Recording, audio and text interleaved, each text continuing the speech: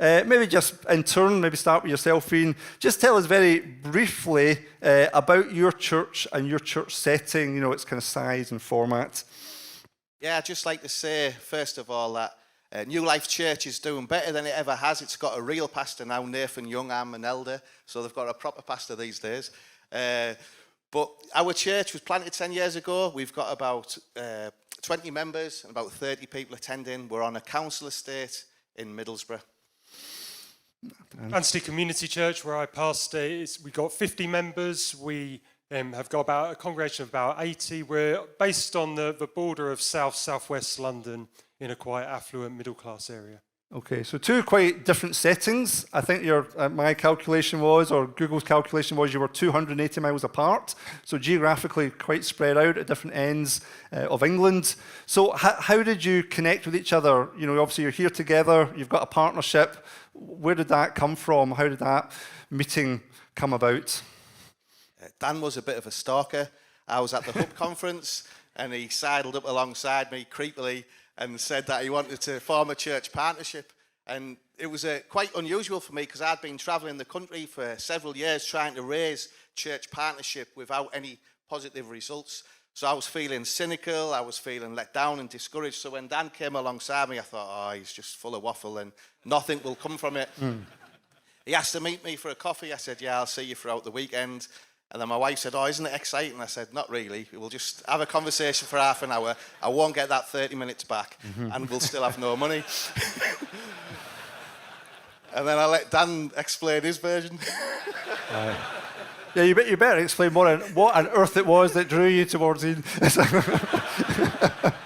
I'm still wondering. At Banstead, we were keen to expand our mission beyond Banstead. We're concerned that all our focus was on our local community. And having heard about the great need in the north, and particularly in deprived estates, we thought, what could we do? And so that's one of the reasons for approaching Ian. And the Lord has done a marvellous thing over the last 4 years in bringing the two churches together. Yeah. And did you know about New Life Church in Middlesbrough before you met at the Hub? I mean, is that something that you'd been thinking about? I'd heard of the church, but I didn't know a whole lot about the place, and I'd never been to Middlesbrough. So it's the value, isn't it, obviously, of even gatherings like this. You just find out about other situations, and sometimes, it rings a bell, or, it can be a real catalyst. Obviously, how does a partnership work, Dan, when you're 280 miles apart? What does that actually involve? When we began the partnership, one of the things we were really keen on was that first, it wouldn't just be a partnership about Banstead sending some money to support the work of New Life, but it would actually be a two-way partnership. And so what it's looked like on the ground has been, and first, the churches have taken an interest in one another and wanting to get to know what the churches are like. It's included praying for one another, and over the last 2 years, and being able to pray with one another. So we have a monthly prayer meeting where the two churches together on Zoom get to hear updates of what is going on and then to pray for one another.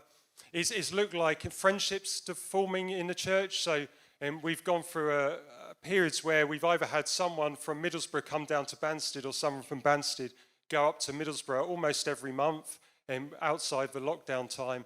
And friendships have really formed between not just the leaders of the churches, but actually individual members. So probably almost every day there'll be one member from each church texting one another and getting to know one another that way. There's also been opportunities to serve one another. So I've been up to preach in Middlesbrough. Nathan, Ian and others have come down to preach in Banstead. And some of their workers have come to help with our Holiday Bible Club. We've got a member going up to Middlesbrough later this year to help with one of their Christmas outreach events. And one of the joys also has been to be able to have this partnership come into our trainee pastor program as well. So we were able to send our trainee pastor up to Middlesbrough for a week in order to be able to experience ministry in a different context there. That's so helpful, because sometimes we think about partnerships, sometimes just writing a cheque and posting it off, but actually that's really enriched this helping church, and you've got so much from that. Obviously, as you've helped Middlesbrough, it's been a real two-way street for you, evidently.